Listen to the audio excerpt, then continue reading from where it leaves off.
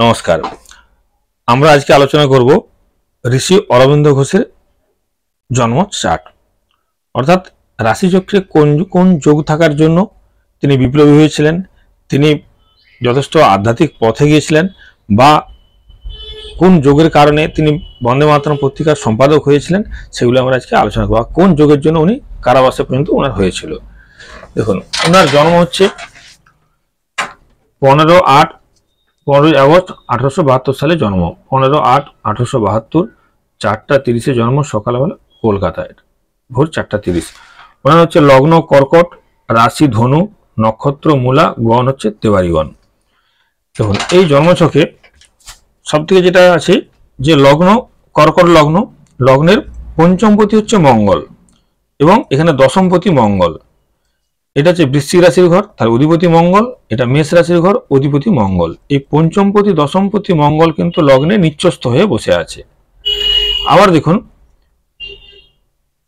এখানে এই মঙ্গল আবার আছে কোথায়? পুষ্যা নক্ষত্রে। এখানে শনি নক্ষত্র পুষ্যা নক্ষত্রে আছে, সেই মঙ্গল আছে পুষ্যা নক্ষত্রে। আবার শনি হচ্ছে অষ্টমপতি।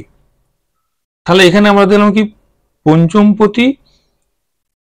পঞ্চমপতি মঙ্গল আছে লগ্নে এবং সঙ্গে আছে অষ্টমপতি শনির নক্ষত্রে। তাহলে এইখানে একটা যে এই জন্য পঞ্চম অষ্টমের কানেকশন হয়েছে। তাহলে পঞ্চম আর অষ্টমের যখনই কানেকশন হয়, সেটা কোনো গুহ্য বিদ্যা বা কোনো গোপন বিদ্যায় পারদর্শী হয়, বা আধ্যাত্মিক লাইনে সে কিন্তু কানেকশন হবে যদি পঞ্চম অষ্টমের কানেকশন হয়। কারণ এই মঙ্গল পঞ্চমপতি শনির নক্ষত্রে আছে, শনি হচ্ছে সপ্তমপতি এবং অষ্টমপতি। তাহলে পঞ্চম অষ্টমের কানেকশন থাকায় উনি গুহ্য বিদ্যায় বা আধ্যাত্মিক লাইনে পারদর্শী ছিলেন। আবার বৃহস্পতি লগ্নে কিন্তু উচ্চস্থ হয়ে আছে, বৃহস্পতি লগ্নে উচ্চস্থ আছে, মঙ্গলের সঙ্গে থাকায় মঙ্গল নিচ হলো, নিজভঙ্গ রাজযোগ করেছে। এখানে বৃহস্পতি উচ্চস্থ থাকায় মঙ্গল নিচ্চস্থ হলো, এখানে কিন্তু মঙ্গল যথেষ্ট পাওয়ার পেয়েছে। এটা হচ্ছে নিজভঙ্গ রাজযোগ, এটা হচ্ছে নিজভঙ্গ রাজযোগ। আবার রাশিচক্রে রবি আছে স্বক্ষেত্রে, যথেষ্ট বড় সিংহ রাশি রবির ঘর, রবি স্বক্ষেত্রে বসে আছে এবং এখানে কর্কটে উচ্চস্থ। এবং আবার বৃহস্পতি হচ্ছে এখানে ষষ্ঠপতি এবং নবমপতি। তাহলে ষষ্ঠপতি নবমপতি বসে আছে কোথায়? লগ্নে। তাহলে এখানে আমরা ষষ্ঠ এবং নবম থেকে বিচার করি কি, যে প্রতিযোগিতা, ষষ্ঠ থেকে প্রতিযোগিতামূলক পরীক্ষা বা প্রতিযোগিতামূলক কাজে দৃঢ় সংকল্প, আর ষষ্ঠ থেকে দৃঢ় সংকল্প, নবম থেকে হচ্ছে ধর্ম।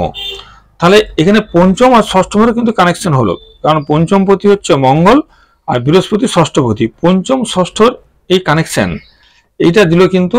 এবং মানে এখানে এবং কর্কটে বৃহস্পতি উচ্চস্থ, আর সেই বৃহস্পতি নবমপতি এবং ষষ্ঠপতি। তাহলে পঞ্চম ষষ্ঠের কানেকশন থাকায়, পঞ্চমপতি মঙ্গল ষষ্ঠপতি বৃহস্পতির কানেকশন থাকায় সে কি হয়েছিল না, তেজি বা খুব বলবো যে বিপ্লবী ক্ষেত্রে যথেষ্ট জোরালো মনোভাব তার সৃষ্টি করেছিল এই পঞ্চমপতি ষষ্ঠপতির সংযোগ। তাহলে এখানে আমরা যথেষ্ট এই চক্রের মধ্যে, এই জাতচক্র রাশিচক্রে কেতু শনি যথেষ্ট শক্তিশালী আছে, রবি মঙ্গল বৃহস্পতি যথেষ্ট প্রভাবশালী। মঙ্গল নিচ্চস্থ হলেও বৃহস্পতির সঙ্গে থেকে নিজভঙ্গ রাজযোগ করে মঙ্গলও পাওয়ারফুল হয়েছে। তাহলে রবি বৃহস্পতি মঙ্গল যথেষ্ট এখানে প্রভাবশালী আছে। শুক্র এখানে কিন্তু দগ্ধ আছে, একে রবির ঘরে শুক্র ভালো ফল দেয় না, তো রবি শুক্র খুব 8 ডিগ্রির নিচে আছে। রবির ডিগ্রি এবং শুক্রের ডিগ্রির মধ্যে ডিফারেন্স হচ্ছে 8 ডিগ্রির কম, সেই জন্য শুক্র এখানে দগ্ধ। এই রবি শুক্র দগ্ধ থাকার কারণে কি হয়েছে, ওনার মধ্যে মানে ওনার বিবাহিত জীবন বা প্রেমের ব্যাপারে কোনো আগ্রহ ছিল না।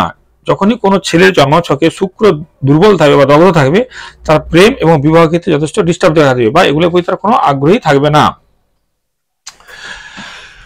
আবার প্রথম জীবনে তিনি ছিলেন বিপ্লবী এবং তারপরে আসলেন, অর্থাৎ বিপ্লবী মানে প্রথম কঠিন পথ, কষ্টের পথ, পরবর্তী শেষ জীবনে কিন্তু ধর্মক্ষেত্রে এসেছিলেন। এই দুটো যে কারণ, একদিকে হচ্ছে বিপ্লবী হিসেবে কঠিন পথ, লাস্ট শেষ জীবনে ধর্ম বা ভক্তিবাদ বা জ্ঞান মার্গে যে অবস্থান, এই দুটোর কারণ হচ্ছে কিন্তু মঙ্গল এবং বৃহস্পতি পাওয়ারফুল এই দুটো গ্রহের জন্য। আবার রবি বুধ এখানে এটা কিন্তু বুধায়িত্ব যোগ করে আছে, এই জন্য তিনি কি হচ্ছে বিভিন্ন পত্রিকার সম্পাদক হয়েছিলেন এবং লেখালেখির ক্ষেত্রে যথেষ্ট পারদর্শী ছিলেন এই বুধায়িত্ব যোগের জন্য। রবি বুধ বুধায়িত্ব যোগটা খুব ভালো পাওয়ারফুল যোগ, কারণ সিংহ রাশিতে রবি খুব পাওয়ারফুল থাকে এবং এখানে বুধায়িত্ব যোগ যথেষ্ট পাওয়ারফুল হয়। ঋষি অরবিন্দ ঘোষের জন্ম হয়েছিল কেতুর দশায়, কেতুর দশায় কিন্তু ওনার জন্ম হয়েছিল। আবার কেতু আছে, এখানে কেতু আছে শনির নক্ষত্রে।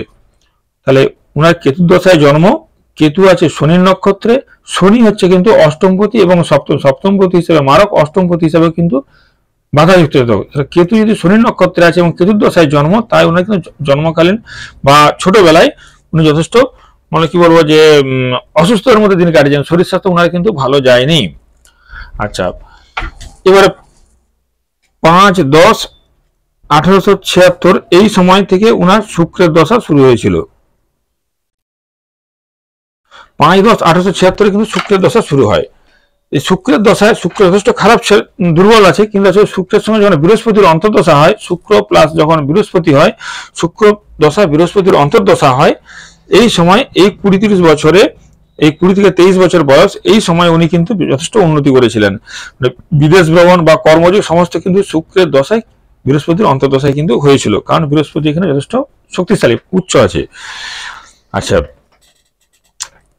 এরপরে শুরু হয়েছিল বুধের অন্তর্দশা। তো বুধ এখানে যথেষ্ট ভালো, তাহলে বুধ হচ্ছে তৃতীয়পতি, এখানে তৃতীয়পতি এবং দ্বাদশপতি। তৃতীয়পতি হিসাবে বুধ কিন্তু আছে রবির সাথে বা ধনপতি, রবি হচ্ছে ধনপতির সঙ্গে, এবং এখানে কিন্তু একাদশপতি শুক্রও আছে। তাহলে এই সময় ওনার কর্মযোগ কিন্তু শুরু হয়েছিল। তাহলে দ্বিতীয়পতি রবির সঙ্গে আছে, বুধ তৃতীয়পতি, বুধের দশা চলছিল, বুধ তৃতীয়পতি হিসাবে রবির সাথে আছে ধনপতির সঙ্গে, এবং একাদশপতি শুক্রর সঙ্গে কিন্তু রবি বুধ যুক্ত আছে। তাহলে এখানে এই সময় কিন্তু উনি যথেষ্ট মানে কর্ম যোগদান করেছিলেন বরোদা রাজার অধীনে। এই সময় এই টাইমে উনি কিন্তু কর্মলাভ করেছিলেন। আবার এরপর শুক্রের রবির দশা। তো রবির দশায় রবি আছে, এই শুক্র রবির দশায় রবি যথেষ্ট পাওয়ারফুল, রবি আছে আবার কেতুর নক্ষত্রে, কেতু যথেষ্ট প্রভাবশালী। তাহলে রবি কেতুর দশায় কি হয়েছিল, তো রবির দশায় রবি আছে কেতুর নক্ষত্রে, রবি সক্ষেত্র থাকায় এই সময় যথেষ্ট তিনি সম্মানও লাভ করেছিলেন। তাহলে রবির দশা, রবি সক্ষেত্রে আছে, এই জন্য এই দশায় তিনি যথেষ্ট সম্মান বা অর্থ উপার্জনও করেছিলেন, যেহেতু দ্বিতীয়পতি সেই হিসেবে কিন্তু অর্থ উপার্জনও করেছিলেন। আচ্ছা, আবার এইখানে তো শুক্র দুর্বল, রবি দগ্ধ, যেহেতু রবি কম ডিগ্রির মধ্যে আছে, শুক্র দুর্বল এবং দগ্ধ, এবং এই যে অষ্টবর্গ চার্ট, অষ্টবর্গ চার্টেও কিন্তু শুক্র কিন্তু দুর্বল আছে। তাহলে এখানে তাহলে আবার শনি, এই শনি আছে আবার শুক্রের নক্ষত্রে, তাহলে শনি আছে শুক্রের নক্ষত্রে, আর শুক্র কিন্তু দুর্বল। তাহলে কি হলো যে দুর্বল দেখায় কিন্তু তার এই শুক্র যদি দুর্বল থাকে, বিবাহিত জীবন তার কিন্তু সুখের হয়নি বা বিবাহিত জীবন থেকে তিনি বঞ্চিত ছিলেন, কারণ শুক্র ছিল শনির নক্ষত্রে, আবার এই শুক্র যথেষ্ট দুর্বল। এই জন্য এই সময় অষ্টমার্গ কিন্তু শনি যথেষ্ট, শুক্র যথেষ্ট দুর্বল, এই জন্য এই সময় ওনার বিবাহিত জীবন কিন্তু ভালো হয়নি বা তিনি বিবাহ সুখ থেকে বঞ্চিত ছিলেন। আর শনি সপ্তমপতি হিসাবে কিন্তু এই শুক্রের নক্ষত্রেই আছে। তাহলে সপ্তমপতি হচ্ছে বিবাহ কারক গ্রহ, শনিও দুর্বল, শুক্রও দুর্বল। শনি যেহেতু শুক্রের নক্ষত্রে কিছু দুর্বল হয়েছে এবং শুক্র দুর্বল, ছেলেদের ক্ষেত্রে বিবাহ কারক গ্রহ হচ্ছে শুক্র, তাই কারণে তো বিবাহ জীবন থেকে বঞ্চিত ছিল বা বিবাহ তার হয়নি। আচ্ছা, এখানে লগ্নপতি হচ্ছে চন্দ্র এবং রাশির অধিপতি লগ্নপতি চন্দ্র, আবার রাশি হচ্ছে চন্দ্র। তাহলে চন্দ্র কার সাথে বসে আছে, অষ্টমপতি শনির সাথে। তাহলে লগ্নপতি এবং অষ্টমপতির যোগ, এবং এই অষ্টম, তাহলে এখানে জাতক বা জাতিকা রাশির সাথে অষ্টমপতির যোগ এবং সেও লগ্নপতিও। তাহলে রাশি এবং লগ্নের সাথে অষ্টমপতির কানেকশন থাকে, সে যে আধ্যাত্মিক লাইনে যাবে সেটা কিন্তু সঠিক। আবার পঞ্চমে কেতুর অবস্থান, আবার নবমপতি বৃহস্পতি, তার দৃষ্টি এখানে নবমপতি বৃহস্পতি, সেই বৃহস্পতি কেতুকে পঞ্চম দৃষ্টি দিচ্ছে। তাহলে এখানে পঞ্চম নবমের কানেকশন হচ্ছে, এই পঞ্চম নবমের কানেকশন দেখায় তিনি কিন্তু ছিলেন যথেষ্ট কামনা বাসনার ঊর্ধ্বে বা জাগতিক সুখ শান্তির ঊর্ধ্বে ছিলেন। এদিকে বৃহস্পতি ষষ্ঠপতি এবং নবমপতি, তাহলে বৃহস্পতি কিন্তু লগ্নে আছে, ষষ্ঠপতি হিসাবে কিন্তু লগ্নে আছে। আবার অষ্টমপতি শনি সে কিন্তু ষষ্ঠে আছে। তাহলে ষষ্ঠপতি বৃহস্পতি লগ্নে এবং অষ্টমপতি শনি সে কিন্তু লগ্নপতিকে নিয়ে বসে আছে। তাহলে এই সময় যথেষ্ট, এই ষষ্ঠপতি অষ্টমপতির সময় কিন্তু এই সময়টায় তিনি আইন সংক্রান্ত মামলা বা কারাবাস, এই সময় তার যোগ বা এই যোগে তিনি যথেষ্ট কষ্ট পেয়েছেন, কারণ ষষ্ঠপতি লগ্ন হিসেবে খারাপ, আবার অষ্টমপতি শনি সে লগ্নপতিকে নিয়ে বসে আছে। এই সময়টাই কিন্তু তার কারাবাস বা ইন্ডিকেট করে, বা এই সময় কিন্তু তার এই কানেকশনই তাকে আধ্যাত্মিক পথেও কিন্তু নিয়ে গিয়েছিল। চন্দ্র লগ্নপতি হয়ে ষষ্ঠে বসে আছে অষ্টমপতিকে নিয়ে, তাহলে একে ষষ্ঠে বসে থাকার জন্য খারাপ, আবার সঙ্গে অষ্টমপতিকে নিয়ে বসে থাকার জন্য খারাপ। তাহলে এই চন্দ্রের দশায় তার কিন্তু 10 বছর মানে বিরাট বিপদ সংকুল পরিবেশের মধ্যে তার জীবন কেটেছে, যেহেতু অষ্টমপতি সঙ্গে থাকায়। আবার সে রাহু আছে আবার কিন্তু চন্দ্রের নক্ষত্রে, তাহলে এর মধ্যে রাহু চন্দ্রের নক্ষত্রে থাকায় তার মধ্যে কিন্তু দেশত্ববোধের জাগরণও ঘটেছিল। তাহলে এই শেষ জীবনে তার দুশ্চিন্তা, কারাবাস, শেষ জীবনে যে মানে আধ্যাত্মিক পথে যাওয়া, এই সময়টা কিন্তু তার চন্দ্রের দশার দিকে হয়েছিল। আবার এই চন্দ্রের দশায়, আবার যখন এই চন্দ্রের দশা চলছিল, চন্দ্রের দশায় যখন শনির অন্তর্দশা চলছিল, তাহলে চন্দ্র ষষ্ঠে আছে এবং শনি সপ্তমপতি অষ্টমপতি মারক। তাহলে চন্দ্রের দশায় আর শনির অন্তর্দশায় তিনি কিন্তু ওই যে কাজের সঙ্গে আগে যুক্ত ছিলেন সেই কাজটা ছেড়ে তিনি ন্যাশনাল কলেজের অধ্যক্ষ পদেও নিযুক্ত হয়েছিলেন। আবার সেই কাজটাও কিন্তু ওনার চলে গিয়েছিল এই দশায়। এরপর বুধের দশা আছে, তো বুধের দশা যথেষ্ট ওনার জন্য ভালো ছিল। এই বুধের দশায় উনি বন্দে মাতরম পত্রিকার সম্পাদক হয়েছিলেন এবং যথেষ্ট বিবাহিত যোগের জন্য পত্রিকা সম্পাদনা চেষ্টা করেছিলেন। আর এই সময় এই বুধ কিন্তু ছিল তৃতীয়পতি এবং দ্বাদশপতি। তাহলে বুধ তৃতীয়পতি হিসেবে ভালো, দ্বাদশপতি হিসেবে ভালো নয়। তা দ্বাদশপতি ইন্ডিকেট করে বাড়ির বাইরে। আর বুধ আছে কিন্তু এদিকে অষ্টমপতি শনির নক্ষত্রে বসে আছে। অষ্টমপতি নক্ষত্রে এই সময় এই বুধ আর এই বুধ দ্বাদশপতি ইন্ডিকেট করছে ঘরের বাইরে, শনি হচ্ছে অষ্টম, অষ্টম হচ্ছে কারাগার। এই সময় কিন্তু তিনি জেলের মধ্যেও ছিলেন। এই বুধের অন্তর্দশায় তারা জেল হয়েছিল। আবার এই কেতুর উপর নবমপতি বৃহস্পতির দৃষ্টি আছে, এটা ভালো। এবং শনি বক্রী এবং সে কিন্তু চন্দ্রের নক্ষত্র লগ্নপতির সঙ্গে আছে। তাহলে বৃহস্পতির নবমপতি বৃহস্পতি ভাগ্যপতি, যেখান থেকে আমরা ধর্ম বিচার করি, সেই বৃহস্পতির দৃষ্টি পঞ্চম ভাবের উপরে আছে। এই সময় তিনি কিন্তু এই জেলের মধ্যে থেকেই কিন্তু তিনি আধ্যাত্মিক পথে গিয়েছিলেন এবং এই সময়ের মধ্যে তখন এই সময় থেকেই তিনি আধ্যাত্মিক লাইন বা ভগবানের নামচরণে বেশিরভাগ নিযুক্ত হয়েছিলেন জেলে থাকাকালীনই। আবার এই যখন কেতু দশা শেষ হয় তখন কিন্তু তিনি জেল থেকে বেরিয়ে এসেছিলেন। আবার কেতুর পর যখন শুক্রের অন্তর্দশা চলে, শুক্রের অন্তর্দশায় তিনি পণ্ডিচেরিতে যোগ সাধনায় গিয়েছিলেন বা আধ্যাত্মিক পথে গিয়েছিলেন। এবার চন্দ্রের পরে আছে মঙ্গলের অন্তর্দশা।